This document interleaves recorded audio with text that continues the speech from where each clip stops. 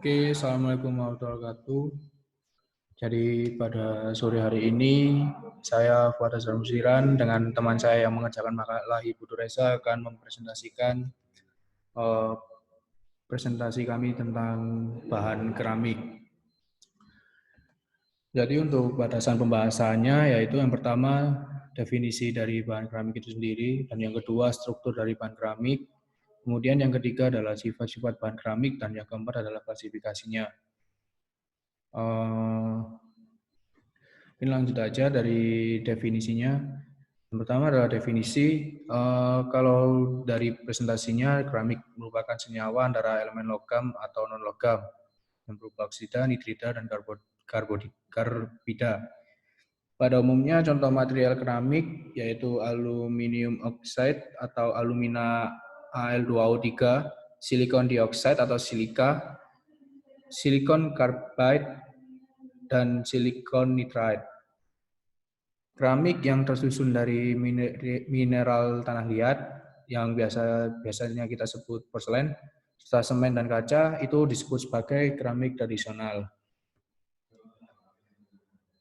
Kemudian untuk struktur bahan keramik sendiri, pada umumnya ikatan atom yang terjadi pada keramik merupakan ikatan ion total atau sebagian, ataupun ikatan kovalen. Banyak keramik menunjukkan kombinasi dari jenis ikatan ionik dan kovalen total. Derajat karakter ionik itu biasanya tergantung pada keelektronegatifannya atom. Di sini saya lampirkan juga tabel persentase karakter ionik pada ikatan antar atom untuk beberapa material keramik dari CaF2 hingga SiC. Bisa dilihat yang persentase karakter ioniknya paling besar itu di CaF2, kemudian yang paling kecil di SiC. Seperti itu. Nah, untuk struktur kristal keramik ini biasanya dua karakteristik komponen ion yaitu kation dan anion dalam material keramik itu mempengaruhi strukturnya. Dengan karakteristik yang pertama adalah besar muatan listrik dari masing-masing ion. Nah, itu maksudnya seperti apa? Biasanya itu kristal keramik akan stabil apabila seluruh ion anion yang berada di sekeliling besarnya muatan listrik dari masing-masing ion itu maksudnya seperti apa sih? Jumlah ion kation itu harus seimbang dengan jumlah anionnya sehingga kristal menjadi netral. Contohnya, ketika senyawa yang mana memiliki muatan positif sebagai kation dan memiliki muatan negatif sebagai anion, itu maka kationnya harus mengikat beberapa anion agar terbentuk di mana senyawa tersebut agar menjadi netral. Seperti itu. Yang kemudian yang B, ukuran relatif dari kation dan anion. Kristal keramik itu akan stabil apabila seluruh ion anion yang berada di sekeliling ion kation bersentuhan dengan kation. Pada bilangan koordinasi tertentu terdapat rasio minimum di mana kation dan anion mengalami kontak. Rasio ini dapat ditentukan dari pertimbangan geometris murni. Seperti itu. Nah, ini untuk rangkuman dari struktur kristal bahan, maksudnya adalah nama-nama strukturnya, kemudian tipe strukturnya apa, terus susunan atomnya itu seperti apa, koordinatnya, nomor koordinatnya itu kation berapa, anion berapa, dan contohnya. Seperti itu. Bisa dilihat ada dari rock salt, cesium chloride, zinc blende, fluoride, perovskite, sampai spinel.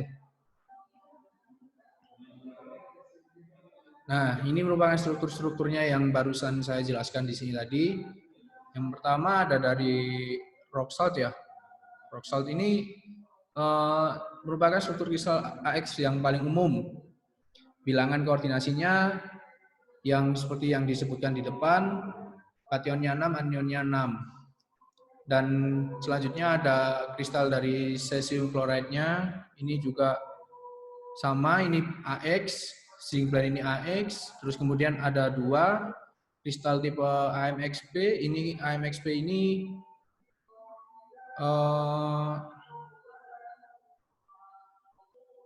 merupakan yang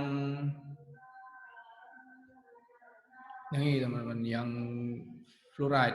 Kemudian yang terakhir adalah struktur kristal perovskit. Ini merupakan strukturnya biasa disebut Badio 3 di ABX3, seperti itu teman-teman. Nah, kemudian untuk sifat-sifat dari bahan keramiknya sendiri itu kami membahas tentang 5, dari sifat mekaniknya, sifat termal, sifat elektrik, kimia, dan fisiknya seperti apa.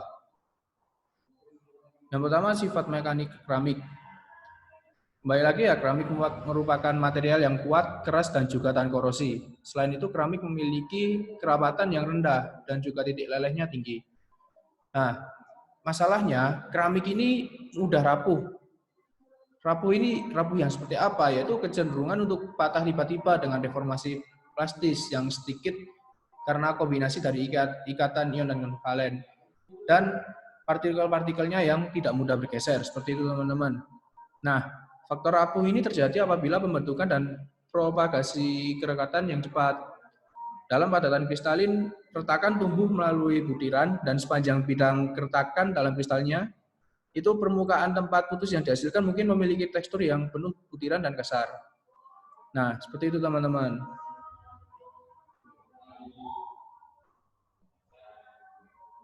Kemudian untuk sifat termal keramik, sifat termal bahan keramik ini merupakan kapasitas panasnya seperti apa, koefisien ekspansi termalnya seperti apa, konduktivitas termalnya seperti apa. Nah, keramik ini juga biasanya memiliki ikatan yang kuat dan atom-atom yang ringan. Jadi getaran atom-atom akan berfrekuensi tinggi karena ikatannya kuat. Sehingga nanti getarannya itu tidak akan menimbulkan gangguan yang terlalu banyak pada kisi kristalnya.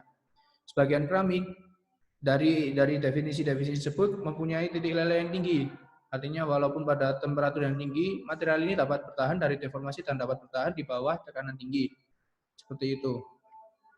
Namun bisa jadi perubahan temperatur yang besar itu dapat melemahkan keramik karena konstruksi dan ekspansi pada perubahan temperatur tersebutlah yang dapat membuat keramik pecah. Kemudian sifat elektrik keramik ya. Sifat elektrik bahan keramik ini hasilnya bervariasi. Keramik pun juga dikenal baik sebagai isolator yang dapat dipolarisasi dan digunakan sebagai kapasitor. Keramik lain mengandalkan elektron bila energi ambangnya dicapai dan karena itu disebut semikonduktor. Seperti itu teman-teman. Nah, elektron valensi dalam keramik ini tidak berada di pita konduksi, sehingga sebagian besar keramik memang merupakan isolator. Namun konduktivitas keramik dapat ditingkatkan dengan memberikan ketidakmurnian. Dalam artian energi termal juga akan mempromosikan elektron ke pita konduksi. Sehingga dalam keramik konduktivitas meningkat, hambatannya menurun, ditambah dengan kenaikan suhu. Seperti itu.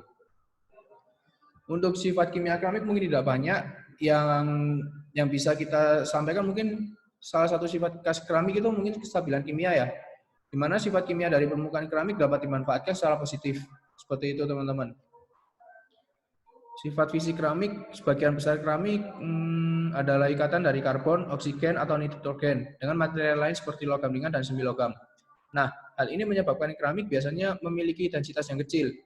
Sebagian keramik yang ringan mungkin dapat sekeras logam yang berat. Keramik yang keras juga tahan terhadap gesekan.